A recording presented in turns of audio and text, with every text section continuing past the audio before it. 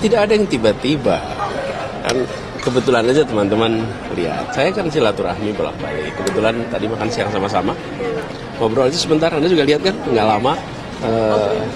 Ngobrol sebentar, ngobrol macam-macam lah kanan kiri. Tapi makan siang bareng aja, tidak ada yang khusus. Itu harus lebih sering.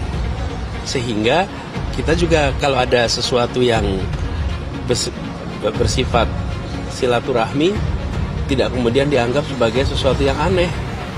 Sekarang ini bahkan ketika ada silaturahmi tanya, Pak, apakah kemudian nanti koalisi masih tetap? Kenapa pertanyaan itu terjadi?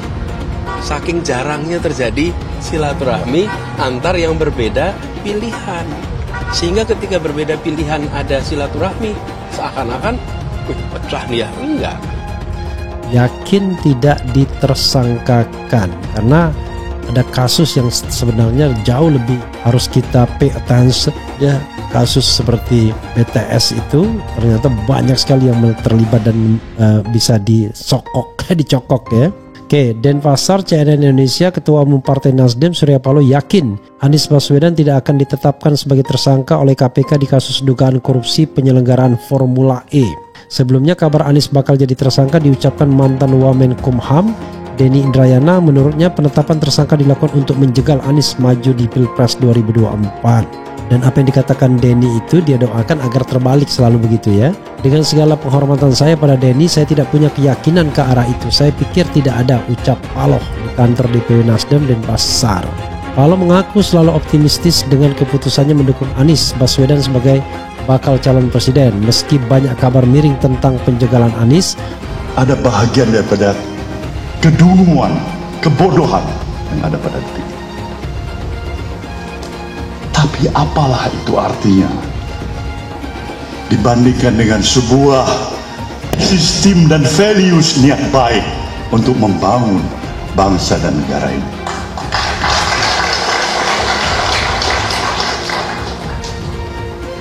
Saya tidak lagi membutuhkan hal yang luar biasa, puji sanjung yang hebat, menyatakan bahwa seluruh kebijakan dan keputusan atas kepemimpinan saya di partai ini sudah tepat dan tepat sekali. Kalaupun itu terjadi, saya bersyukur. Kalaupun itu dianggap tidak, saya juga bisa memahami itu.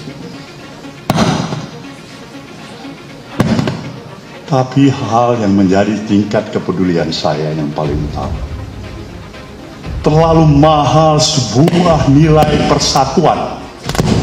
Itu kesepakatan bersama, bukan hanya Mas Anies. Mas Anies sudah menyampaikan itu kepada ketua-ketua umum. Ini tinggal rapat bersama di rumah Mas Anies. Itu ya, membahas beberapa hal, langkah-langkah ke depan pasca Idul Adha lah khususnya. Pak Surya bilang kita kan sudah mendeklarasikan Anies yang pertama kali.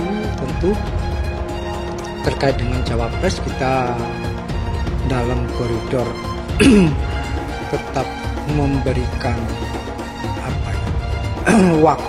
waktu lah tepatnya, dan mencari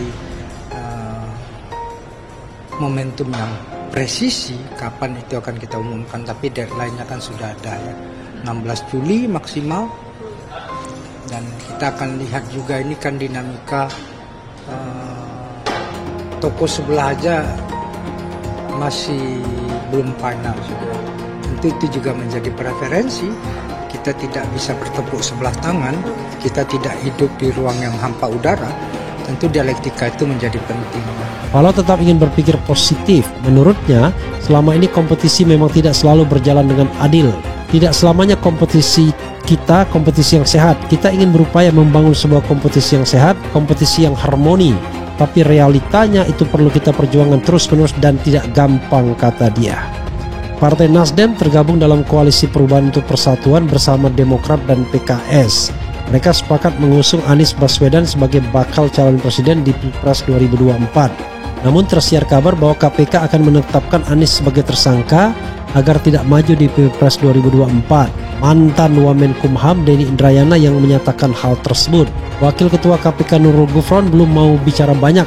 Dia menegaskan bahwa kasus Formula E yang ditangani KPK masih bersifat penyelidikan. berapa lama penyelidikannya ya. Ini kalau nggak jelas ya sudahlah ya, drop aja ya. Yang telah kita miliki sebagai satu bangsa. Untuk terusakkan atau dirusak oleh hanya kepentingan sesaat, kepentingan kelompok, kepentingan golongan, bahkan mengatasnamakan absolut kebenaran. Sebuah periodisasi yang kita lalui hari ini karena masa lalu, dan masa depan karena hari ini. Sebuah rangkaian panjang perjalanan kehidupan. Maka ketika semua judgement kesalahan ditujukan kepada siapa saja, bukan kader PKS dan Demokrat, dua sosok perempuan ini disebut jagoan Surya Paloh untuk Cawapres Anies. Dikutip dari fajar.co.id Jakarta, pegiat media sosial Rini Budoyo mengungkapkan dua unggulan Ketua Umum Partai Nasdem untuk dijadikan Cawapres Anies Baswedan. Namun bukan Ketum Demokrat Agus Harimurti Yudhoyono AHY atau politikus PKS Ahmad Heriawan (Aher). Dua sosok unggulan untuk menjadi Cawapres Anies Baswedan yaitu tokoh Nahdlatul Ulama, putri mantan Presiden Abdurrahman Wahid Gus Dur Yeni Wahid dan Gubernur Jawa Timur Hovifah Indar Parawansa. Namun bukan Yeni Wahid yang menjadi unggulan utama Surya Paloh, tapi Hovifah Indar Parawansa karena pernah memimpin organisasi perempuan NU dan menguasai Jawa Timur. Yeni Wahid sebetulnya bukan unggulan utama Surya Paloh buat menjadi sosok Cawapres dari Anies Baswedan. Kita semua tahu kalau orang yang sangat ditaksir oleh Bang Paloh ini adalah Hovifah Indar Parawansa, Gubernur Jawa Timur yang juga merupakan Ketua Umum Muslimat NU selama 20 tahun terakhir. Ungkapnya, Hovifah merupakan seorang tokoh yang mengakar pada masyarakat. Selain itu, ia juga mempunyai basis dukungan kalangan perempuan NU, sehingga ideal untuk menjadi Cawapres Anies. Hovifah sangat mengakar dan punya dukungan yang real di kalangan perempuan Nahdlatul Ulama. Hovifah bakal jadi Cawapres ideal buat Anies, ujarnya dikutip dari YouTube 2045 TV, Jumat 30 Juni. Terlebih, ia juga bisa menutup citra yang tersemat pada Anies sejak Pilkada DKI 2017, yaitu bapak politik identitas. Namun, Hovifah telah menolak bujukan dari Surya Paloh untuk menjadi Cawapres.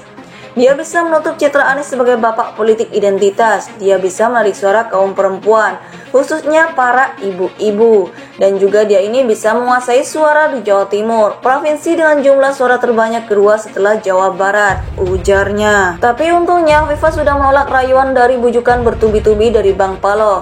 Hovifah kukuh melanjutkan kepemimpinannya di Jawa Timur. Hovifah mengaku sudah sholat istihara dan hasilnya adalah tetap menjadi gubernur. Hovifah ini memang cerdik, dia paham dan gak mau masuk dalam perangkap Surya Paloh dan Partai Nasdem, tandasnya.